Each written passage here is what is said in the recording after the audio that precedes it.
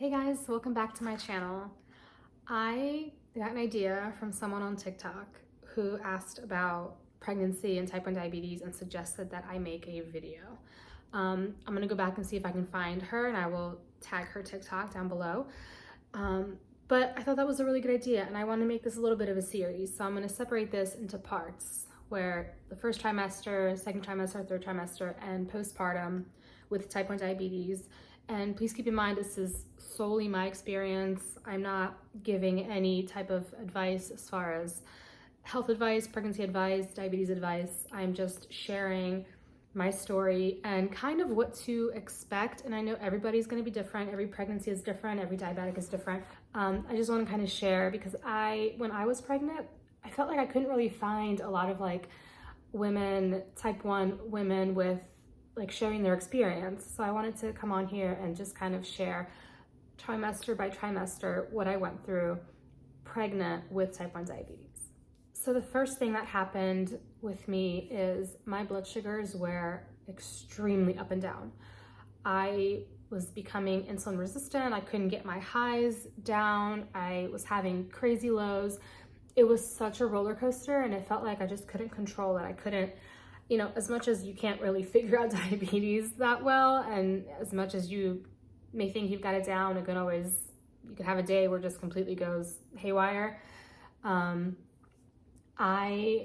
blood sugars were crazy. So that was the first thing I was like, this is really weird. It's almost like when you're on your period, right? It's all hormonal changes. It's like you have this high blood sugar that's really persistent and stubborn. So it was like that, but for a couple weeks. And I was like, okay, something is definitely going on because I cannot control my blood sugars at all right now. And I was always teetering 220, 230, and it was so hard to get my blood sugars down past that point. So once I found out I was pregnant, I went to my endocrinologist within a week. And I went to my gynecologist first. They tested and, they confirmed I was pregnant. And then I went to my endocrinologist. So what happened with me, my endocrinologist referred me to a high-risk gynecologist with a high-risk dietitian.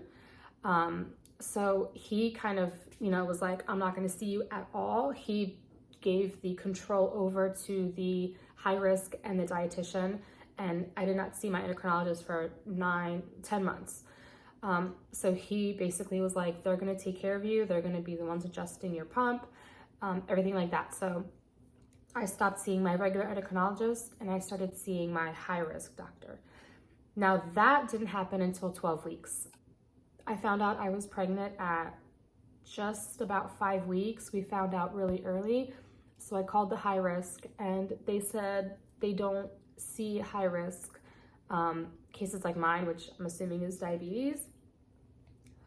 And they said they don't see high risk patients until 12 weeks because unfortunately there is such a high chance of miscarriage.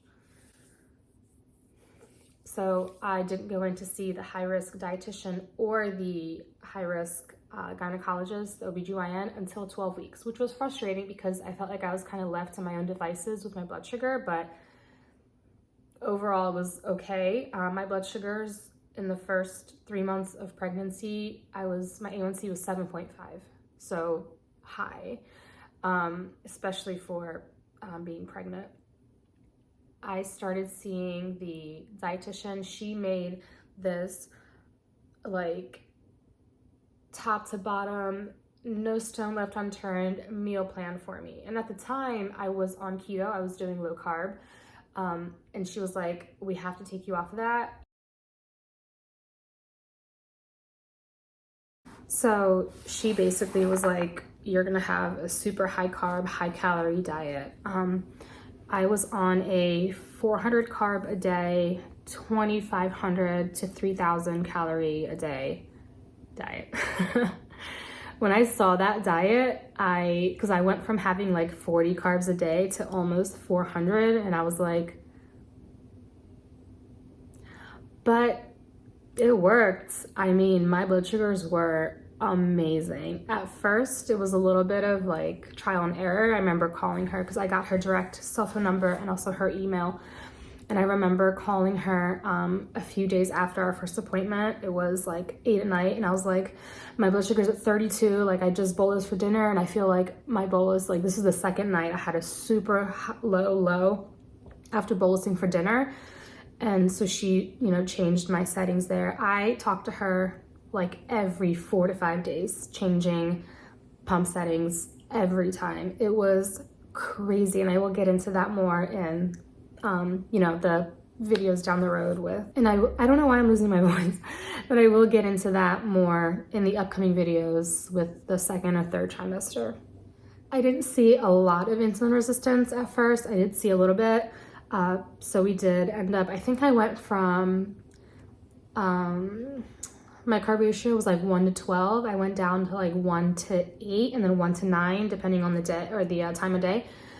And then lower and lower, and I will go into that again later in another video. So the meal plan was incredible. It was marked exactly, you know, morning, breakfast, AM snack, lunch, PM snack, dinner, evening snack.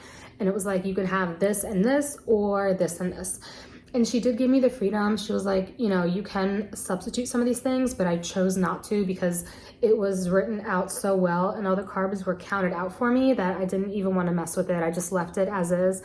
And I will link the video down below. And so within 3 months after that, my A1C was down to 6.1. Crazy. You know, the hardest thing is just taking it easy, taking it one day at a time.